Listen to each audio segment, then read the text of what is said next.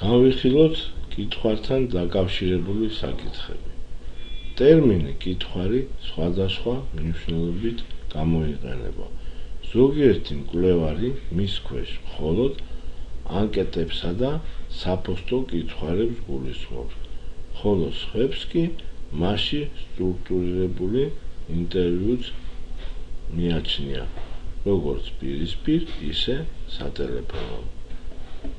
ვინაიდან ყველა ეს ტექნიკა ურთიერთდაკავშირებულია და მათთვის საერთო საკითხებია აქტუალური, ისეთი როგორც მაგალითად კითხვების ფორმულირება და თანმიმდევრობა, ჩვენს კითხვარის ქვეშ ვიგულისხმებთ როგორც ანკეტასა და საფოსტო კითხვას, ისე სტრუქტურირებული ინტერვიუს ბლანკს. ამგვარი ფართო გაგებისას კითხვარი სკალებსა და ინდიკატორებსაც მოიცავს. არსებობს 4 სასხის ინფორმაცია, რომლის მოპოვებაც შესაძლებელია კითხვარის საფუძველზე. მასში გულისხმება ამ 4: 1. ატრიბუტი, 2. ქცევა, 3. განწყობა და რწმენა. ასეთ მაგალითს დილმანი გვთავაზობს. ატრიბუტები მოიცავს ინფორმაციას რესპონდენტის პიროვნული და სოციალურ-ეკონომიკური მახასიათებლების შესახებ, როგორიც არის სქესი, ასაკი, განათლების დონე, შემოსავალი, ქორწინებითი მდგომარეობა და სხვა და კითხვარის დემოგრაფიულ ბლოკს შეადგენს. ეს არის დემოგრაფიული ბლოკი. ქცევები იკვლევს თუ რა გააკეთა, რას აკეთებს და რის გაკეთებას აპირებს რესპონდენტი. მაგალითად, რესპონდენტის პოლიტიკური აქტივობის დასადგენად შეგვიძლია შემდეგი შეკითხვები დაუსვათ. ვთქვათ, ოფილხარ თუ არა ოდესმე რომელიმე პოლიტიკური პარტიის წევრი. ვარიანტებით დიახ, არათი. ხარ თუ არა ამჟამად რომელიმე პოლიტიკური პარტიის წევრი. ასევე ვარიანტებით დიახ, არა. და მესამე, ხომ არ აპირებს გაწევრიანდეთ რომელიმე პოლიტიკურ პარტიაში. დიახ, აქ ვარიანტები ცოტა მეტი გვაქვს. სავარაუდოა, ნაკლებად სავარაუდოა და არა. პასუხის ვარიანტებით. რაც შეეხება განწყობებს, განწყობები უშუალოდაა დაკავშირებული შეფასებასთან და იკვლევს თუ რა ემოციური დამოკიდებულება აქვს რესპონდენტს მოცემული საკითხის მიმართ. როგორც წესი, განწყობა სკალების საფუძველზე ფასდება. თქვათ, თუ გვაინტერესებს რამდენად მისაღებია რესპონდენტისათვის გარკვეული შეხედულება, ამის შეფასება შემდეგი სახის სკალის მეშვეობით შეიძლება. თქვენ ხედავთ შეხედულებათა შეფასების სკალის მაგალითს. პირველი პოზიცია შეიძლება რომელიმე ქცევა შევაფასოთ როგორც ძალიან მისაღები, ნაწილობრივ მისაღები, არც მისაღები, ნეიტრალური პოზიციას თუ ვიგულისხმებთ, არც მიუღებელი და უარყოფითი ნაწილობრივ მიუღებელია და მეხუთე პოზიცია ძალიან მიუღებელია. წმენები ფასდება იმის მიხედვით, თუ რამდენად მართებულად ან მსწარად მიაჩნია რესპონდენტს ესა თუ ის მოსაზრება. რაც შეეხება შეკითხვების ტიპებს. შეკითხვის ტიპები ზემოთ მითითებულია 4 სახის ინფორმაციის მოპოვებასთან შესაბამისობაში.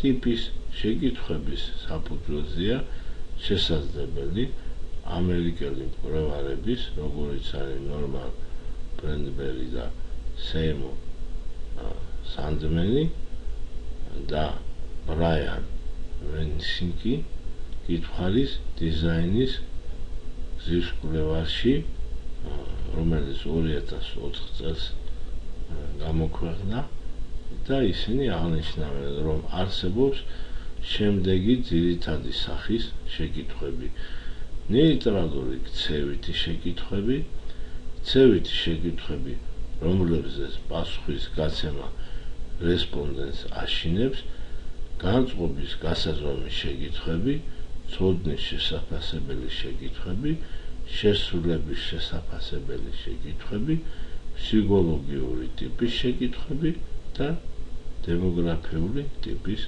შეკითხვები.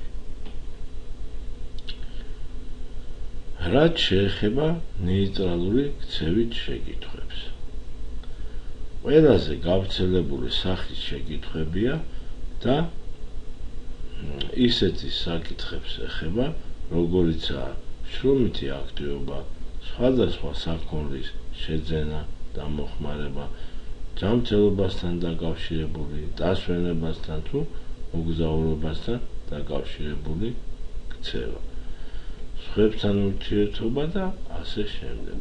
ამგვარ შეკითხვებზე პასუხის გაცემა არ აშინებს ჩვეულებრივად რესპონდენტს, მაგრამ ისინი მეხსიერებასთან არის დაკავშირებული და მეხსიერების ხარვეზებმა შესაძლოა ინფორმაციის დამახინჯება გამოიწვიოს.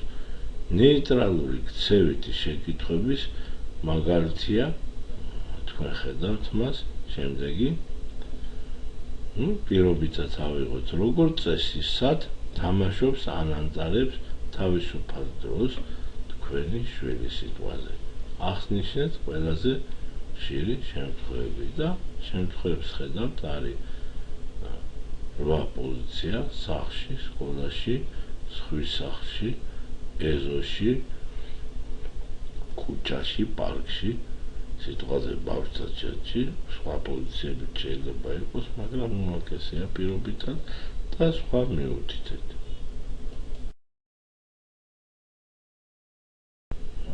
ქცევითი შეკითხვები, რომლებზეც პასუხის გაცემა რესპონდენტს აფრთხობს, არ არსებობს სტანდარტული მეთოდი იმის დასადგენად, თუ რამდენად საშიში ეჩვენება რესპონდენტს გარკვეული შეკითხვა. არის შემთხვევები, როცა ცალკეული ინდივიდები ტკივნილად აღიქვამენ გარკვეულ შეკითხვას, რადგან ის უახლოეს წარსულში მოხდა უსიამოვნო შემთხვევას შეიძლება ახსენებდეს, ან შესაძლოა რესპონდენტები არასწორად ახდენდნენ მის ინტერპრეტაციას. ამიტომ წინასწარ უნდა დავფიქრდეთ, ჩვენი სიტყვაზე ვარაუდით, როგორი რეაქცია ექნება რესპონდენტთა უმრავლესობას მოცემულ შეკითხვაზე. არსებობს ტენდენცია, რომ რესპონდენტებმა გააგზავნონ ან დააფარონ, ან შეიძლება გააზრიადონ გარკვეული ქცევები. პირველს სოციალურად სასურველი ქცევები მიეკუთვნება, როგორიცაა კარგ მოქალაქედ ყოფნა. სიტყვაზე რესპონდენტმა შეიძლება ჩათვალოს, რომ თუ ჩვენ არჩევნებთან დაკავშირებით ვეკითხებით მას რამეს, რომ არჩევნებში მონაწილეობა სასურველად ჩაითვალოს და გითხრას, რომ მონაწილეობა არჩევნებში საზოგადოებრივ აქტივობაში გარკვეული ჩართულობა და ასე შემდეგ. კარგად ინფორმირებულ და კულტურულ ადამიანად ყოფნა შეიძლება მოუწმდეს. თქვათ, შეიძლება ჩათვალოს, რომ პრესა და მხატვრულ ლიტერატურას კითხვა, თუ ჩვენ ასეთ შეკითხვას დაუსვამთ, დადებითად მიიჩნიოს და გვიპასუხოს, რომ კი, კითხულობს პრესას, მხატვრულ ლიტერატურასაც, თეატრებსა და მუზეუმებში დადის, საგანმანათლებლო გარკვეულ ღონისძიებებში მონაწილეობას და ასე შემდეგ. და ბოლოს საკუთარ თავზე მორალური და სოციალური პასუხისმგებლობის აღებაც, მაგალითად, მე გარკვეულ ქველმოქმედებას ვახსენ, ბავშვების აღზრდაში აქტიურად წვლილი შემაქვს და ასე შემდეგ. მეორეს კი ისეთი ქცევები მიეკუთვნება, რომლებიც დაკავშირებულია ავადმყოფობასა და უნარ შეზღუდულობასთან, თქვათ, სქესობრივი გზით გადამძებ ინფექციებზე, როდის საჯჯოლობ, ან შევაძლევთ შესაბამის შეკითხვებს, ან გონებრივი შეზღუდულობასთან დაკავშირებული საკითხები და მსგავსი. არალეგალურ ასევე ქცევებთან, თქვათ, გადასახადების გადახდისაგან თავის არიდებას აწარმოებს რესპონდენტი, მაგრამ ბუნებრივია შეიძლება ეგ არ გვითხრას, როგორც ვთქვათ, სიტყვაზე ხმარობს ნარკოტიკებს და დამალოს ნარკოტიკების მოხმარება, ან ალკოჰოლის მოხმარებასა და სქესობრივ ქცევასთან დაკავშირებული საკითხები. ამგვარი ქცევითი შეკითხვების მაგალითი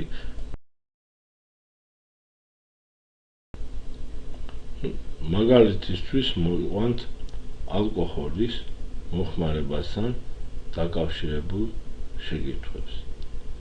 შეიძლება ესეთ სახით დავუშვათ კითხვა, რა სიხშირით მოიხმართ ალკოჰოლურ სასმელებს და ვარიანტებია ჩამოთვლილი, ხედავ, ვარიანტია, პირველია ყოველ დღე, კვირაში რამდენჯერმე, კვირაში ერთხელ, თვეში რამდენჯერმე, თვეში ერთხელ, მეექვსე წელიწადში რამდენჯერმე, მეშვიდე წელიწადში ერთხელ, ან უფრო იშვიათად და ბოლოს მერვე.